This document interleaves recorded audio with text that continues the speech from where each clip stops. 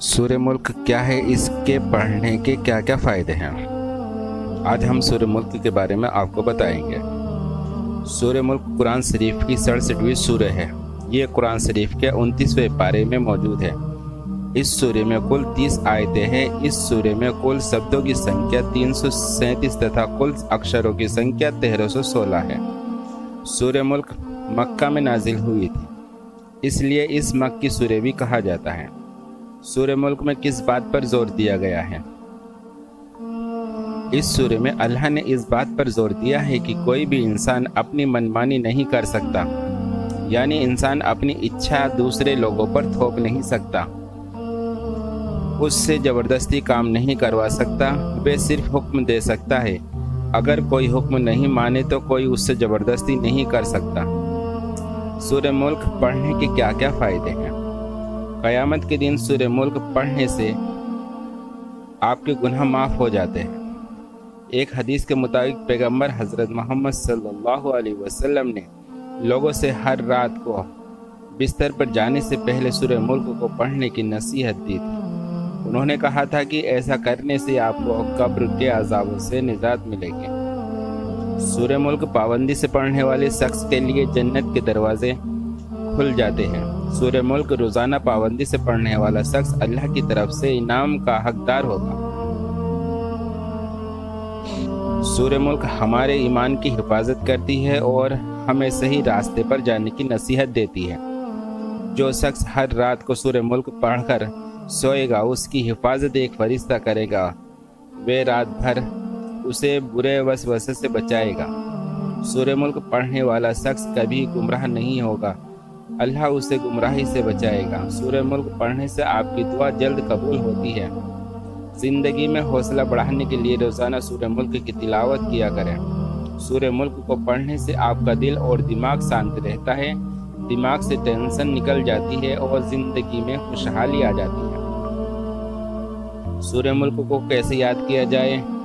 ویسے تو قرآن کی کوئی بھی آیت یا سورہ کو یاد کرنا مشکل نہیں ہے، ہر سورہ کو یاد کرنا آسان ہے، بشرط آپ کا دل اور دماغ صرف اللہ کی طرف ہونا چاہیے۔ قرآن کی ہر سورہ کو اگر کوئی شخص دل سے پڑھتا ہے تو وہ سورہ اس کو اپنے آپ یاد ہو جاتی ہے۔ پھر بھی ہم آپ کو بتا دیتے ہیں کہ سورہ ملک کو کیسے یاد کر سکتے ہیں۔ سب سے پہلے تو سورہ ملک پڑھنے کا ایک وقت طے کیجیے، ایسا وقت جس میں آپ کے دماغ میں کوئی دوسری چیز نہ چل رہی ہے۔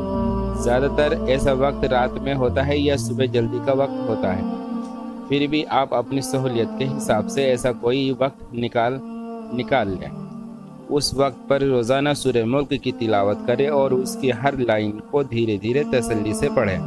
انشاءاللہ آپ کو سورہ ملک جلد ہی یاد ہو جائے گی۔ اس کے علاوہ آپ دن میں کبھی بھی سورہ ملک کو سنا کریں، اس سے آپ کو اس سورہ کو یاد کرنے میں اور آسانی ہو جائے گی۔ سورہ ملک ہمیں کیا شکشا دیتی ہے؟ سورہ ملک میں بہت ساری اچھی باتیں بتائی گئی ہیں، لیکن اس کے ساتھ ساتھ اس میں انسانوں کے لیے ایک سبق بھی بتایا گیا ہے۔ سورہ ملک میں بتایا گیا ہے کہ اللہ ہی اس دنیا کا مالک ہے، اللہ نے ہی اس دنیا کو بنایا ہے، اسی کے سہارے یہ دنیا چل رہی ہے۔ ہوا، پانی، کھانا سبھی کا انتظام وہی کر رہا ہے۔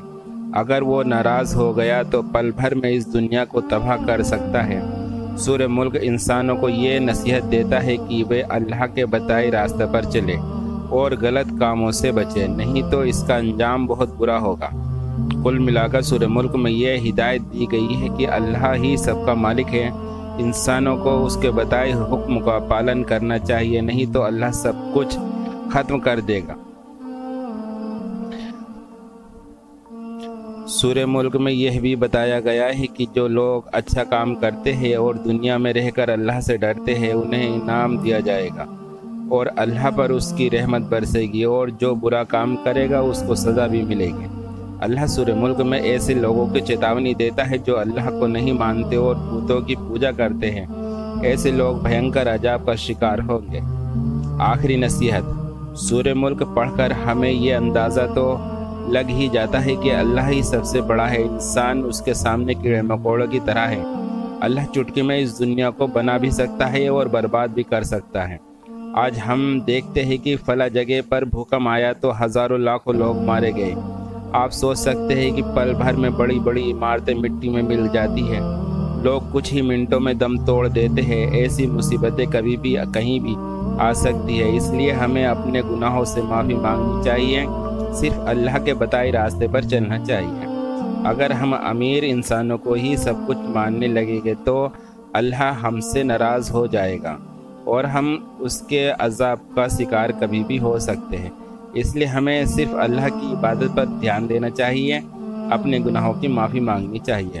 دنیاوی زندگی ہی سب کچھ نہیں ہے، ہمیں اپنی آخرت کو بھی یاد کرنا چاہیے تاکہ ہم جہنم کی عذاب سے بچ سکیں۔